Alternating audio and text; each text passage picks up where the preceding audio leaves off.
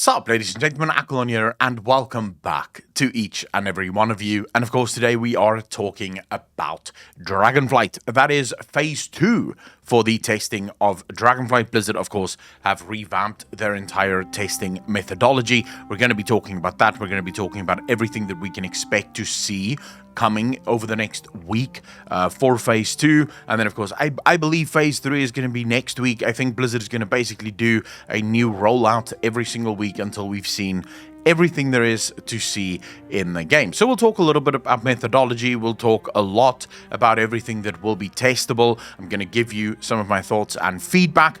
If you like it, remember to hit the like button. If you dislike it, remember to hit the dislike button. And as always, you can be one of the cool people on the screen right now simply by clicking the link in the description down below and becoming a patron. Ladies and gentlemen, with all that said, well, first of all, thanks to all of the Twitch subs, as well as the YouTube members and the patrons for making videos like this one possible. You can join us over on all of those by clicking the links in the description down below. And with that said, let's jump into it. Like, really, let's jump into it. All right, so Phase 2 patch notes with Blizzard, or with me, I guess. So first and foremost, we have the Forbidden Reach. That is the Dracthyr starting zone, and removed is the Azure Span. The Azure Span, of course, was testable all throughout last week, and I love this change. I love that Blizzard is doing this. In the past, the way that alphas would work in World of Warcraft is, Azure Span would be available for testing, then the Forbidden Reach would simply be added on. So players basically could go either back to the Azure Span or they could go to the new starting zone. Now, most players in that scenario would go to the new area to go check it out. But the problem is not all players would do that. And also some players would just not get back into the alpha because, they've already seen everything and, going back for just one zone, what is the point? However, this time around, I like the more targeted approach. I like the idea of saying, right, we've got all the feedback we need from the Azure Span for now. And believe me, I believe that Azure Span is going to come back in the future, most likely when Blizzard have enabled more open world content, maybe some world bosses and things like that they really want to test and check out. But I like this. It doesn't spoil too much, and also it doesn't really give people the ability to play the alpha as if it's live already, because there is only so much that you can test. So it means you go in, you test everything that you wanted to test, and then you log back to retail or go play something else, whatever it is, and Blizzard gets all of the data that they require. So I really love that. I'm also very much looking forward to this starting zone, because this is really going to give us, I think, a lot of spoilers around what the Dracthyr actually is. A lot of their early questions, I think, will be answered in the zone. So I'm really looking forward to that, although I must admit it is a bit of a two-edged blade. I guess dual-edged blade would be the right word for it, because I don't really want to be spoiled right now. I would prefer to be able to do it myself when the game goes live, but it doesn't help that I keep, pushing back or keep tilting at the windmill. The fact of the matter is that whether I like it, whether you like it, doesn't matter. Blizzard likes the alpha beta model, and they don't think that it's important for the story not to be spoiled before it's live. So, why even keep tilting at it? I'm sure most of you are bored with me continuously being like, please stop alpha beta testing the story. So we're going to get a lot of story. You can expect me to cover it. Why? Because if I don't cover it, everyone else is going to cover it anyway. So I'm just really going to spite myself. So we will be covering as soon as there is story spoilers for the Dracthyr, because there is a lot of questions around the early creation of the Dracthyr. What were they created from? What experiments were conducted in order to lead to their creation? And more importantly, and this is perhaps the biggest thing for me, when were they created? So we know that Neltharion created them long before we even existed. We know that because they were created before the Dragon Isles even shut down. The question exactly is when and why. So was Neltharion at this point really just testing out different things and seeing what the limitations of his new form is?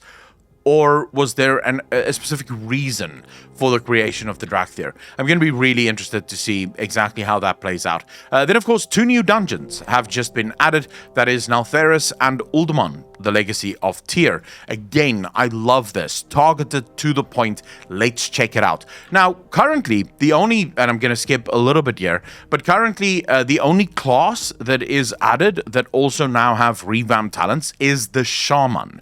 So, Shamans and Evokers right now have all of their new talents enabled. I'm pretty sure none of the other classes have new talents yet. I could be wrong about this, but at least it wasn't the case when I checked out everyone checking out Alpha. It was only the Evoker that had all of their, obviously, their new things is literally their things, right? But so you're going to have access to the Shaman as well as the Evoker, which I'm not entirely sure dungeon testing is the right approach just yet.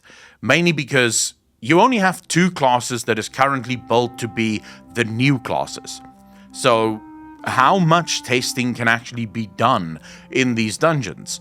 These dungeons are currently going to be tested by all of the old classes as well as the 2 new classes.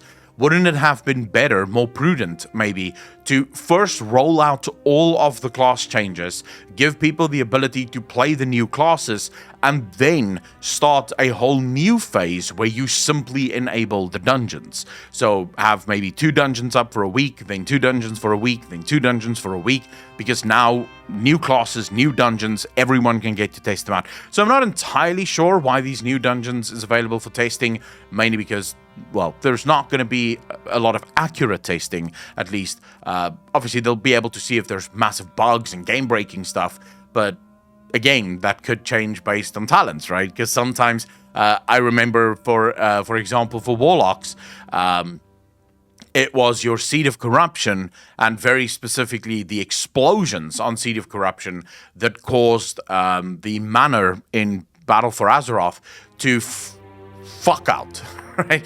Because that's how you would pull the entirety of the dungeon. A lot of the other classes had similar abilities that could pull everything, but not all AoE abilities would pull the whole dungeon, but very specifically, those were the ones. So there's also a chance that by introducing all of the updated classes, new bugs will now start to present itself. So maybe I'm missing something, but anyways, let's quickly read what Blizzard is saying here. Oh, and I just wanted to make sure everyone, I sort of forgot to cover this. The Azure span is now removed, so you won't be able to go back to the Azure span. It is only the Forbidden Reach. Like I said, I love that. I love that because now no one's wasting their time in the Azure span. Everyone is tasting the thing that Blizzard wants to see tested. And remember, Ian said that this approach is what's going to allow them to do a much shorter alpha and beta phase and then go straight into the launch of the game. All right, so the developer's notes for Shaman reads as follows. With the Shaman talent tree in Dragonflight, we wanted to hone in on some core concepts that are unique to the class. Totems have long been a special thing for shamans, and we're giving some new options to manipulate your totems, positions, radius, duration, cleanse poisons, or even potentially reset the cooldown. We're bringing back Alpha Wolf for Enhancement Shaman, spreading some Stormkeeper functionality to Restoration Shaman, and trying out a new variation of Elemental Blast for Elemental Shaman, where it replaces Earthshock as a more expensive Maelstrom spender. All 3 of the Shaman specializations have a distinct style of play, and we're hoping the new talents allow you to focus on your important totems, utility, and style of damage or healing you enjoy. Now, I'm really looking forward to what the revamped Shamans will play like. Mainly because the new talent trees really do give players the ability to build the style that they want to play. And I don't care about your cookie cutter conversations, because for a lot of people, those cookie cutter conversations don't matter. It's only really the people that do max level stuff that really cares about cookie cutter. For a lot of other people, they're just going to build whatever is fun. It provides Blizzard or players the opportunity to say, well, I love my Shaman, but I don't really care about totem play. So I am going to build something that doesn't require totem play at all. Another Shaman might say, well, actually, I love totem play and I want my totems to be the main focus. So I am really going to build hard into my totems. So I'm really looking forward to seeing how this is going to progress. I haven't checked out the revamped talent trees for the Shaman yet, nor am I gonna, because what's the point? I'm not a Shaman player. I wouldn't even know what the fuck it means. But I'm looking forward to seeing what options Blizzard provides Shaman players. And you know what? Let me know in the comment section down below. If you are a Shaman player, what exactly is it that you're looking forward to for the shaman play? Are you a totem player as a shaman, or are you more of a nah? I don't want totems. I just want pew pew. Let me know. I'd love to read what you guys have to say about that. Then, of course, the big one for me, the thing that I am actually very much looking forward to, is the new professions. Cooking. Cooking is now added as a profession that is testable, and someone's alarm is going off, which is incredibly annoying. But anyways, I do apologize for that. Firelord Nomi is back, and he will be teaching you how to cook in the Dragon Isles. It's going to be interesting to see, because cooking is another one of those professions that I think is getting some overhaul, but not as much as the crafting professions would be. So again, going to be very interesting to see. I'm not entirely sure how Ian and the team will approach cooking. We know that all the recipes are available, and I'm sure there is going to be some level of specialization within cooking. So I'm really looking forward to that. But more importantly, the specializations for blacksmithing as well as alchemy is now unlocked. So players will now be able to actually specialize in and test out the specializations. And this is where we're going to start seeing either the shortcomings of the current or new profession system, or the abundance of the new profession system. Because remember, specializations is new to the profession system. It is where the profession system is supposed to pop and really stand out to players.